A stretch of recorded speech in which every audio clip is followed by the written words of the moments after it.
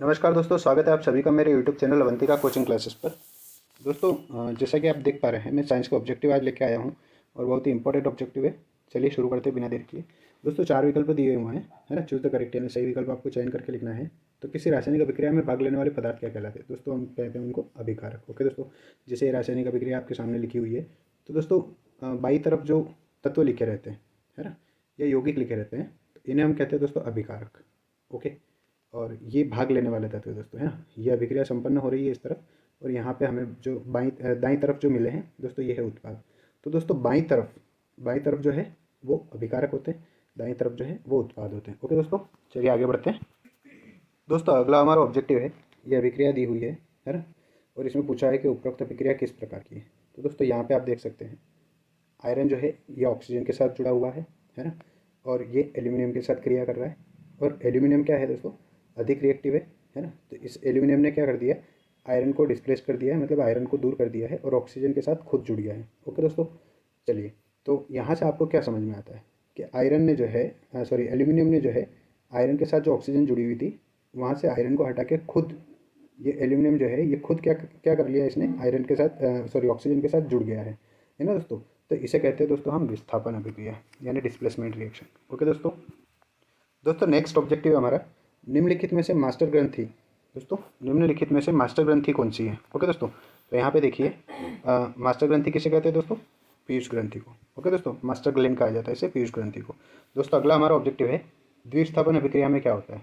तो दोस्तों, द्विस्थापन अभिक्रिया में क्या होता है, आयनों का आदान प्रदान होता है। याद रखिएगा, आयनों का आदान प्रदान द्विस्थापन अभिक्रिया कहलाता है दोस्तों। ओके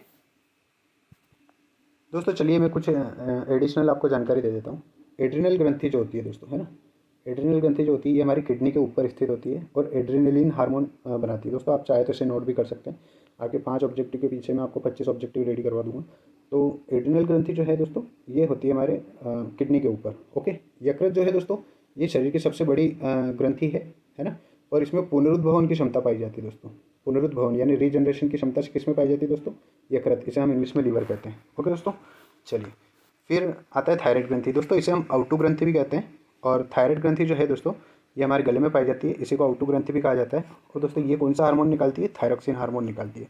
और दोस्तों, थायरोक्सिन हार्मोन का काम क्या है, हमारे शरीर में कार्बोहाइड्रेट और वसा का क्या करना, पाचन करना, या मेटाबॉलिज्म, उनके मेटाबॉलिज्म को नियंत्रित करती है दोस्तों। ओके, तो इनके मेटाबॉलिज्म को नियंत्रित करती है थायराइड ग्रंथि हमारी।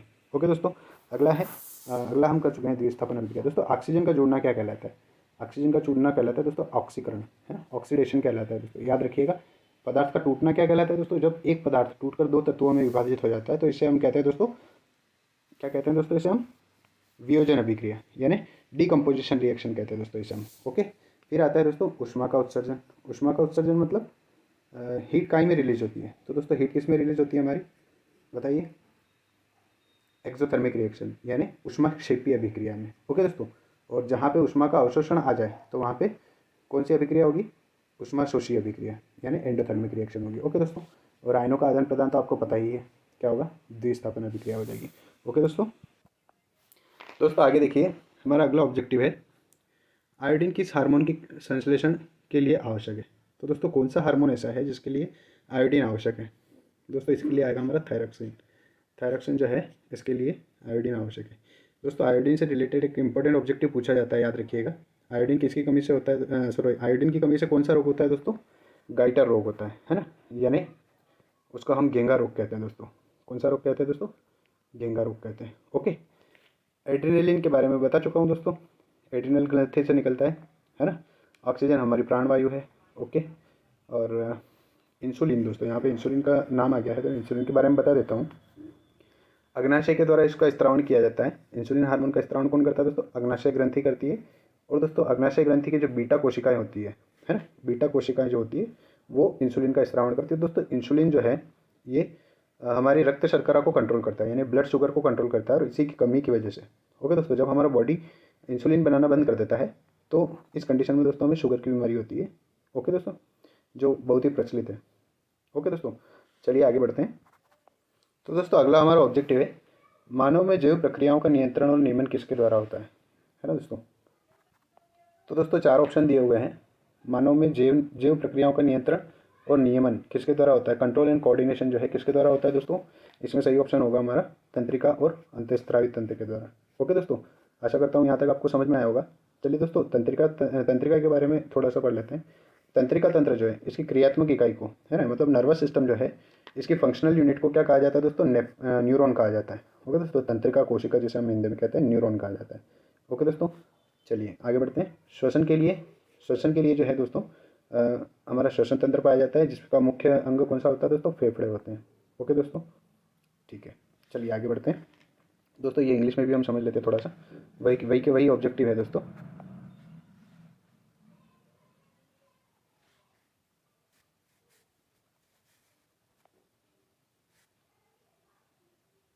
देखिए, the substance taking part in a chemical reaction are called, है ना, जो केमिकल रिएक्शन में जो पार्टिसिपेट करते हैं, है ना, उन सब्सटेंस को क्या कहते हैं, तो दोस्तों इनको कहते हैं हम रिएक्टेंट। ओके दोस्तों, आशा करता हूँ आपको समझ में आ रहा होगा।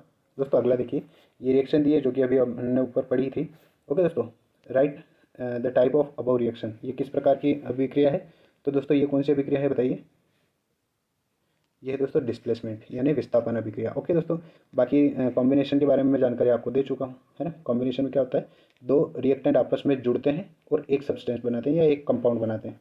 डबल डिस्प्लेसमेंट में क्या होता है दोस्तों, आयन एक्सचेंज होते हैं। ओके, डीकम्पोजिशन रिएक्शन में क्या होता है दोस्तों, एक पदार्थ जो है दो भागों में टूट जाता है। ओके दोस्तों, आगे बढ़ते हैं। देखिए दोस्तों, अगला है form the following master gland.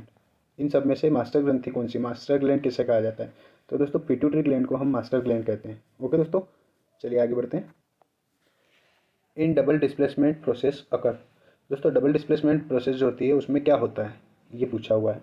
तो दोस्तों अभी हमने पढ़ा था क्या होता है, एक्सचेंज ऑफ आयन होता है। ओके दोस्तों, बाकी सारी चीज़ें मैं एक्सप्लेन कर चुका हूँ दोस्तों। ये एडिंग ऑफ ऑक्सीजन का में होता है दोस्तों, ऑक्सीडेशन में होता है ना।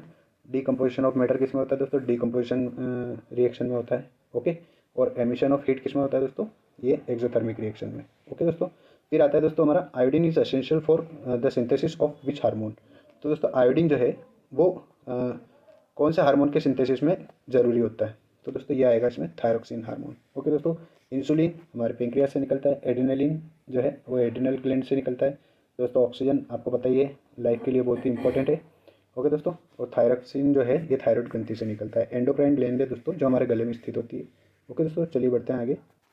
दोस्तों लास्ट ऑब्जेक्टिव हमारा biological process in human controlled and regulated by, तो कंट्रोल एंड कोऑर्डिनेशन, है ना, ह्यूमन में जो है बायोलॉजिकल प्रोसेस और कंट्रोल एंड कोऑर्डिनेशन जो है ये किसके द्वारा होता है, तो दोस्तों इसमें क्या आएगा, देखिए पहले मैं हिंदी में बता चुका हूँ वैसे, nervous and endocrine gland system, ये एंडोक्राइन सिस्टम। ओके दोस्तों, चलिए आशा करता हूँ आपको वीडियो पसंद आ रहा होगा दोस्तों। अगर कुछ सीखने को मिल रहा है तो आप मेरे वीडियो को ज़रूर लाइक करें और शेयर करें, और दोस्तों ऐसे एजुकेशनल वीडियो और पाने के लिए हमारे चैनल को ज़रूर सब्सक्राइब करें, ताकि सबसे पहले जो मैं वीडियो अपलोड करूँगा वो सबसे पहले आप तक पहुँचे। चलिए दोस्तों आगे बढ़ते हैं। तो दोस्तों चलिए बिना देर के शुरू करते हैं हम आगे। रिक्त स्थान की पूर्ति करना है दोस्तों। ओके, रिक्त स्थान की पूर्ति करना है।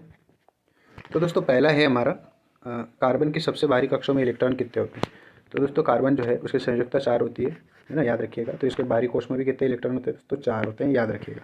ओके, फिर आता है सिरके में पाए जाने वाले अम्ल का नाम लिखिए। तो दोस्तों सिरके में जो है हमारा एसिटिक अम्ल पाया जाता है। कौन सा दोस्तों, एसिटिक अम्ल, है ना, जिसका फॉर्मूला क्या है दोस्तों, CH3COOH, है ना, जिसे विनेगर के नाम से भी जाना जाता है। ओके दोस्तों, सिरके को। फिर आता है लोहे के बर्तनों को जंग से बचाने के लिए रिक्त स्थान की परत चढ़ाई जाती है। तो दोस्तों काय की परत चढ़ाई जाती है, जिंक की, यानी जस्ते की परत चढ़ाई जाती है। और दोस्तों ये भी इंपॉर्टेंट क्वेश्चन पूछा जाता है कि लोहे के मतलब ये क्वेश्चन बनेगा आपका कि यशत लेपन किसे कहते हैं या गैल्वेनाइजेशन किसे कहते हैं। तो दोस्तों याद रखिएगा यही तीसरा वाला जो हमारा रिक्त स्थान है, यही स्टेटमेंट जो है हमारा आंसर बनेगा कि लोहे के बर्तनों को जंग से बचाने के लिए जिंक की परत चढ़ाई जाती है, और इसी प्रोसीजर को हम क्या कहते हैं दोस्तों, गैल्वेनाइजेशन कहते हैं। ओके दोस्तों, आशा करता हूँ आपको समझ में आ रहा होगा। तो दोस्तों वीडियो को लाइक शेयर जरूर करते जाएँ। चलिए अगले ऑब्जेक्टिव की तरफ चलते हैं। वह सूची जिसमें धातुओं को उनकी क्रियाशीलता के अवरोही क्रम में व्यवस्थित किया जाता है उसे क्या कहते हैं, तो दोस्तों देखिए एक बार और पढ़ देता हूँ मैं। वह सूची जिसे धातुओं को उनकी क्रियाशीलता के अवरोही क्रम में व्यवस्थित किया जाता है उसे क्या कहा जाता है, तो दोस्तों उसे क्या कहते हैं, क्या कहते हैं बोलिए दोस्तों, उसे क्रियाशीलता श्रेणी कहते हैं। ओके दोस्तों, क्रियाशीलता सूची या क्रियाशीलता श्रेणी या क्रियाशीलता सूची भी हम कह सकते हैं दोस्तों इसे। ओके, चलिए अगला पढ़ देते हैं दोस्तों। सोडियम हाइड्रोजन कार्बोनेट का सामान्य नाम क्या है? दोस्तों बहुत ही इंपॉर्टेंट है और इससे रिलेटेड जरूर एक ना एक क्वेश्चन पूछा जाता है। सोडियम हाइड्रोजन कार्बोनेट दोस्तों इसका फॉर्मूला है NaHCO3। और दोस्तों इसे हम क्या कहते हैं बताइए? यस, इसे बेकिंग सोडा कहते हैं दोस्तों, है ना, यानी खाने का सोडा भी इसे कहा जाता है। दोस्तों इसके यूजेस भी आप याद कर लें। ओके दोस्तों, एज इट इज़ दोस्तों एक और फार्मूला मैं आपको बता देता हूँ, याद आ गया है, Na2CO3। ओके दोस्तों, Na2CO3, ये दोस्तों Na2CO3 जो है ये हमारा वॉशिंग सोडा का फॉर्मूला है। इसे हम धावन सोडा या धोने का सोडा भी बोलते हैं। ओके दोस्तों, इसे सोडियम कार्बोनेट के नाम से जाना जाता है। तो दोस्तों इन दोनों के आप उपयोग भी जरूर याद कर लें और फॉर्मूले मैंने बताई दिए आपको। चलिए दोस्तों बढ़ते हैं आगे। देखिए दोस्तों इंग्लिश में भी समझ लेते हैं। The outer most shell of carbon है 4 electron. Name of acid present in vinegar, दोस्तों acetic acid. Okay, acetic acid. फिर आता है outer surface of iron vessel are coated with blank to protect them from rust, तो दोस्तों इसमें आ जाएगा zinc. Okay, इसके बाद आता है दोस्तों the list in which metal are arrange in descending order of their reactivity is called, दोस्तों इसको हम रिएक्टिविटी सीरीज बोलते हैं। क्या बोलते हैं दोस्तों? Reactivity series. ओके दोस्तों, रिएक्टिविटी सीरीज। चलिए आगे बढ़ते हैं। अगला है दोस्तों common name of sodium hydrogen carbonate, मैं बता चुका हूँ, बेकिंग सोडा कहते हैं। The blank is simplest hydrocarbon. दोस्तों एक ऑब्जेक्टिव हमारा रह गया था, रिक्त स्थान। सरलतम हाइड्रोकार्बन है, तो दोस्तों सरलतम हाइड्रोकार्बन कौन है? मीथेन। दोस्तों CH4 इसका फॉर्मूला होता है। मीथेन जो है वो हमारा सरलतम हाइड्रोकार्बन है। और दोस्तों ये ग्रीन हाउस गैस भी है, याद रखिएगा। ओके दोस्तों, चलिए दलदली क्षेत्रों में भी कौन सी गैस पाई जाती है दोस्तों? कभी पूछ ले तो याद रखिएगा, मीथेन, है ना। दलदली यानी कीचड़ वाली जो जगह होती है दोस्तों, वहाँ पे कौन सी मीथेन गैस पाई जाती है। ओके, चलिए बढ़ते हैं आगे। ये देखिए दोस्तों, blank is the simplest hydrocarbon, दोस्तों मीथेन आ जाएगा इसमें, CH4। ओके दोस्तों, चलिए आगे बढ़ते हैं। दोस्तों ट्रू फॉल्स है ना, सत्य असत्य हमें बताना है। पुरुषों में एक्स लिंग गुणसूत्र होते हैं। दोस्तों पुरुषों में हमेशा ध्यान रखिएगा XY लिंग गुणसूत्र होता है, और महिलाओं में हमेशा ध्यान रखिएगा XX यानी XX गुणसूत्र जो है वो महिलाओं में यानी फीमेल में होता है, और मेल में क्या होता है दोस्तों? XY। दोस्तों अगर कभी पूछ लिया जाए कि संतान उत्पत्ति के समय लड़का पैदा होने की जो क्षमता होती है वो किसके द्वारा निर्धारित होती है, तो दोस्तों वो पुरुष के द्वारा निर्धारित होती है। ओके दोस्तों, और टोटल गुणसूत्र कितने पाए जाते हैं दोस्तों? 23 जोड़े टोटल गुणसूत्र होते हैं, है ना। हाँ तो दोस्तों 23 जोड़े, तो जोड़े अगर पूछे जाएँ तो 23 जोड़े होते हैं, और अगर केवल गुणसूत्रों की संख्या पूछी जाए तो दोस्तों 23 गुणित 2 कर देंगे हम, है ना, यानी 46 गुणसूत्र होते हैं टोटल, जिसमें से 23 जोड़े को दोस्तों हम लिंग गुणसूत्र कहते हैं, और बाकी जो बच्चे 22 जोड़े गुणसूत्र होते हैं दोस्तों इन्हें हम कहते हैं ऑटोसोम्स। ओके, ये मेल और फीमेल दोनों में बराबर यानी समान होते हैं। ओके, 23 जोड़ा केवल अलग होता है। चलिए दोस्तों आगे बढ़ते हैं। उत्तल लेंस, उत्तल लेंस को अपसारी लेंस भी कहते हैं, सही है या गलत? तो दोस्तों ये जो पहला वाला था ये तो हो गया गलत। ओके, क्योंकि इसमें XY होता है पुरुषों में, और ये पूछ रहा है कि XX होता है, तो ये गलत हो जाएगा। उत्तल लेंस को अपसारी लेंस कहते हैं? नहीं दोस्तों, इसे कहते हैं अभिसारी लेंस। कौन सा कहते हैं दोस्तों? अभिसारी लेंस। लेकिन अगर अवतल लेंस के बारे में पूछा जाए तो जरूर इसे हम अपसारी लेंस कहेंगे। ओके दोस्तों, क्योंकि उत्तल लेंस क्या करता है, इसको अभिसारी लेंस को कहते हैं क्योंकि ये प्रकाश को एक जगह पर फोकस करता है। ओके दोस्तों, जैसे धूप में अगर हमें कोई कागज़ जलाना हो धूप के माध्यम से, तो हम उत्तल लेंस का प्रयोग करेंगे और उसके प्रकाश को उस कागज़ पर फोकस करेंगे, है ना, तो इससे क्या होगा, कागज़ जलने लग जाएगा। तो वो किरणों को एकत्रित करता है दोस्तों, है ना। और जो अवतल लेंस होता है ना, अवतल लेंस जो होता है वो क्या होता है दोस्तों? अपसारी लेंस होता है। अवतल लेंस अपसारी लेंस होता है, वो क्या करता है, प्रकाश को फैला देता है, किरणों को फैलाता है।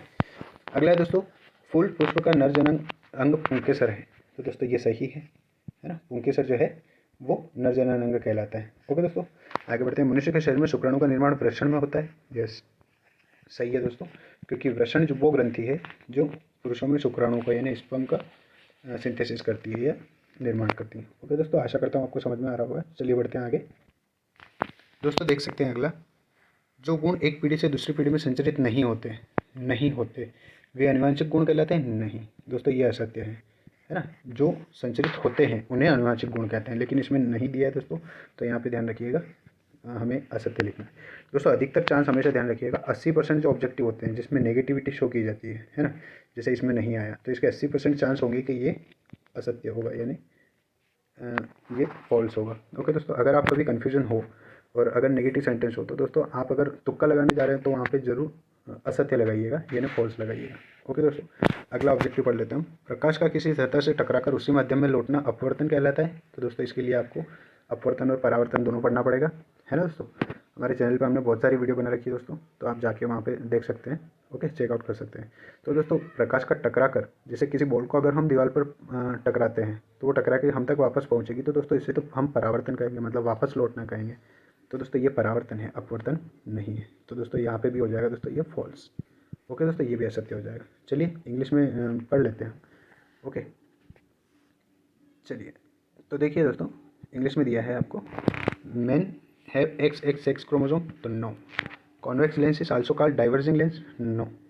दोस्तों ये डाइवर्जिंग लेंस नहीं होता। डाइवर्जिंग लेंस कौन होता है दोस्तों? कॉनकेव। ओके, कॉनकेव को डाइवर्जिंग लेंस कहते हैं अपन। फिर आता है दोस्तों, male reproductive part of flower is name स्टेमन, yes. दोस्तों याद रखिएगा, पिस्टल जो होता है ना, पिस्टल जो होता है वो, ये स्टेमन जो है दोस्तों ये तो हो जाएगा हमारा मेल, ओके, और पिस्टाइल जो होता है वो क्या हो जाएगा दोस्तों? फीमेल हो जाएगा। ओके दोस्तों, जिसमें स्टिग्मा वगैरह आ जाते हैं, है ना। ओके दोस्तों, चलिए आगे बढ़ते हैं। Sperm is produced in testicles in human body, yes, true है दोस्तों। ओके, अगला देखिए, the quality which are not transmitted, है ना, not transmitted from one generation to other generation is called genetic quality, ये भी दोस्तों फॉल्स हो जाएगा। ओके, आगे देखिए, आगे बढ़ते थे। The returns of light back, है ना, through the same medium asking shrinking after shrinking surface is called reflection, तो ये भी दोस्तों फॉल्स हो जाएगा, क्योंकि ये क्या होता है दोस्तों? रिफ्लेक्शन होता है, ये रिफ्लेक्शन है। ओके दोस्तों, it is not a reflection, it is a reflection. ये रिफ्लेक्शन है और ये रिफ्लेक्शन है। ओके दोस्तों, चलिए आगे बढ़ते हैं। चलिए दोस्तों, मैचअप दी हुई है, मैचअप देख लेते हैं हम। ओके, फर्स्ट दिया दोस्तों 80 डेसिबल, है ना, 80 डेसिबल दिया है। तो दोस्तों 80 डेसिबल में आ जाएगा हमारा ध्वनि प्रदूषण। ओके दोस्तों, ये देखिए, मैं मिला के दिखा देता हूँ आपको। ओके, आगे देखिए, 180 डिग्री, आगे दिया है 180 डिग्री यानी 180 डिग्री। तो दोस्तों ये हो जाएगा हमारा दो नेत्रों का क्षैतिज दृष्टि क्षेत्र। ओके दोस्तों, इसे मैं अलग कलर से मिला देता हूँ ताकि आपको अच्छे से समझ में आएगा। ओके दोस्तों, अगला आता है हमारा अजैव घटक। तो दोस्तों अजैव घटक आप सभी जानते ही हैं। अजैव घटक में क्या आएगा दोस्तों, बताइए? यस, वायु, मृदा और जल।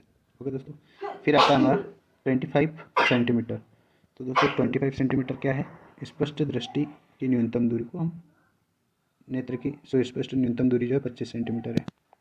आगे देखिए दोस्तों, आगे दिया है परपोषी, है ना। तो परपोषी में हम क्या लिखेंगे दोस्तों?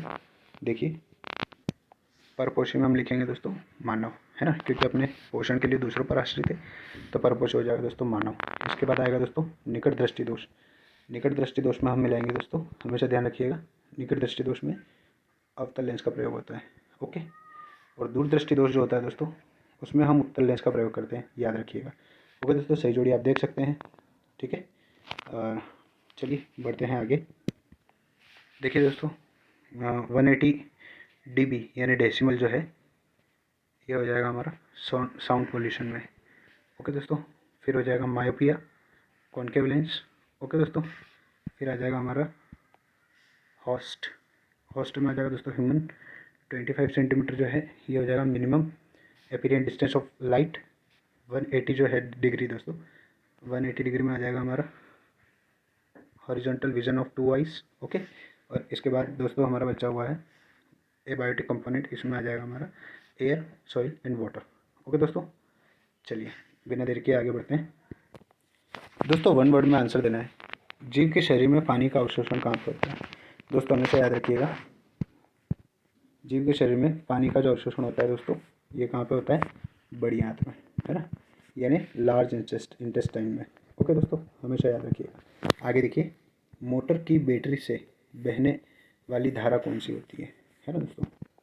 तो दोस्तों मोटर से बहने वाली धारा जो है वो होती है डीसी, यानी दिष्ट धारा। हिंदी में हम इसे दिष्ट धारा लिखेंगे। ओके दोस्तों, फिर आता है विद्युत शक्ति का मात्रक, लिखिए। ओके दोस्तों, तो विद्युत शक्ति का मात्रक कितना है दोस्तों? क्या होता है?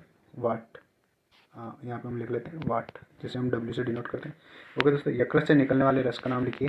दोस्तों पित्तरस जो है वो यकृत से निकलता है और पित्ताशय में जाके इकट्ठा होता है, जिसे हम बैल जूस कहते हैं। ओके दोस्तों, फिर आता है मनुष्य के शरीर में संवहन का माध्यम लिखिए। तो दोस्तों मनुष्य के शरीर में संवहन का माध्यम कौन है दोस्तों? ब्लड, जिसे हम रक्त कहते हैं। ओके दोस्तों, आशा करता हूँ आपको समझ में आ रहा होगा दोस्तों, है ना। चलिए आगे बढ़ते हैं। चुंबकीय क्षेत्र की उपस्थिति का पता लगाने की युक्ति का नाम लिखिए। ओके दोस्तों, चलिए।